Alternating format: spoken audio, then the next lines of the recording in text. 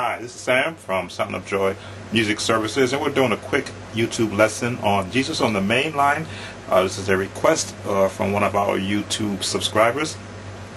I have a DVD lesson available at www.samsmusiccompany.com/cmp.htm. Now this we're going to do in the key of F, and we're going to give you some of the basic generic chords that you will also see on the DVD, and maybe a little more advanced chords that are on the DVD. Now, I'm a very big stipulator on melody. Of course, if you know your F major scale, you'll see where the notes are.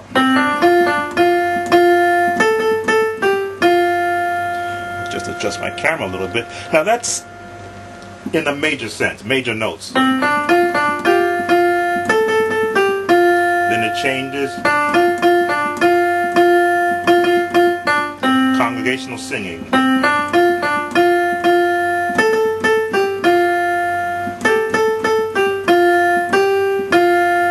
So you see where the majority of our notes are right here, found within that range. But from a congregational standpoint, sometimes you may have a leader singing and they'll go different. And they'll throw that minor note in there, if you understand your minor scale. So what I generally say is you follow the leader. If they're singing in the major,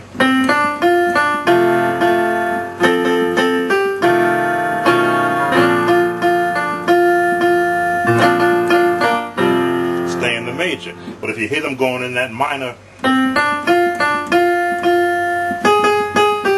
now you go minor with them. Here's that chord. If you understand where your chords are, your F major, your F minor, but we're going to do F minor 6 with a B flat bass,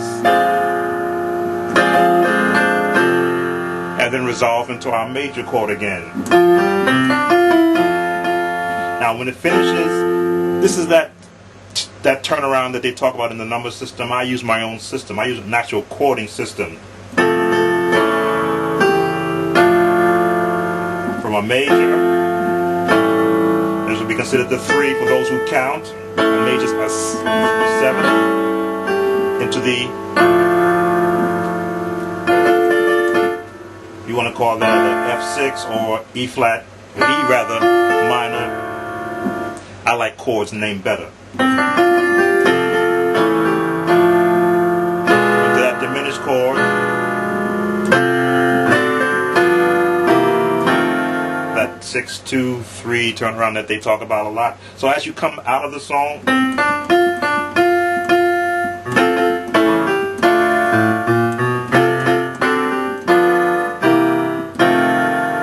that's the clean way out. If you want to do a little more enhanced, more of a jazzy sound,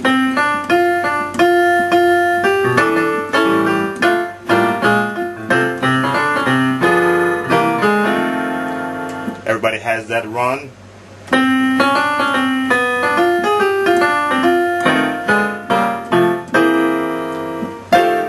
That only comes from practicing scales, because you've got to know where your fingers are going to move.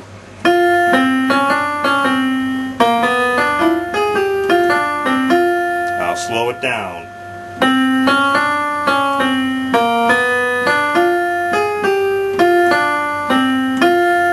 The trick is to do it in timing of the song.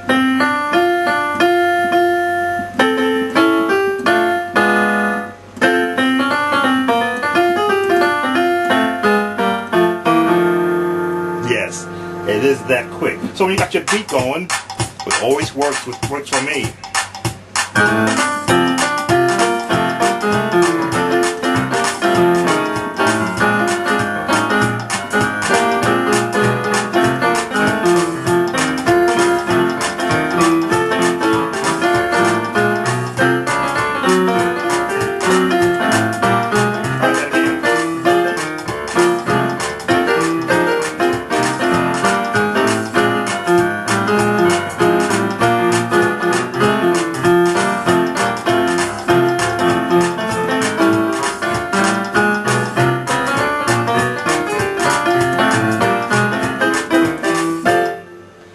it gets a little hairy. But when you got a drummer going in the background, if you have a bass player going, you can kind of freeze your hands up to catch that timing. So you've got a gist of how I teach the song on my DVD lesson, and what I'm showing you here on this lesson here on YouTube. Now, again, it's all about timing. It's all about getting a nice practice tempo. We're going to slow this down to 75 beats per minute, real slow, so that you can see how all the timing works into it.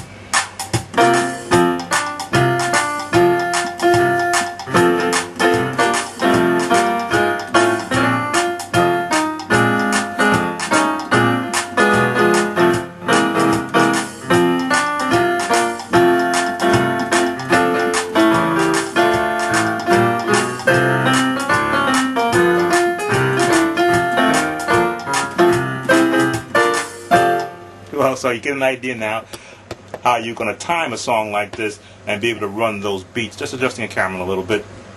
So you can see now everything works off of time. That's 75 beats per minute. You might say, oh, well, that's too slow, but that's practice tempo. For me, you know, when I practice slow, it allows me to work on those techniques.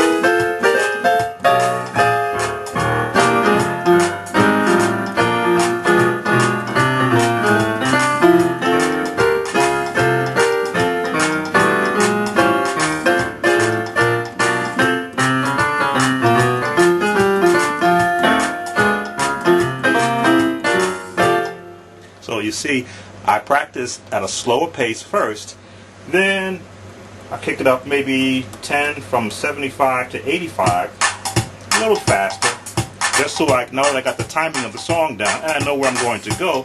It's just a matter of playing it. Let's split our keyboard and give ourselves a nice bass on the bottom. I don't know if you can see the bass that well.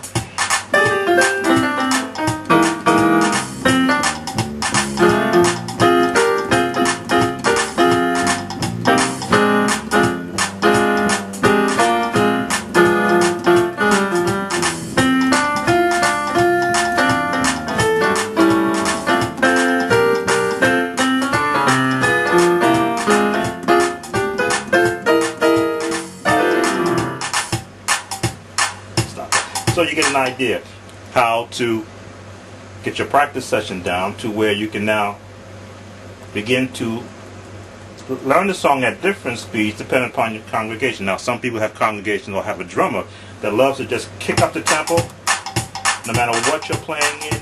So you practice. I'm at 101 now. And I'm going to practice changing keys while I'm playing.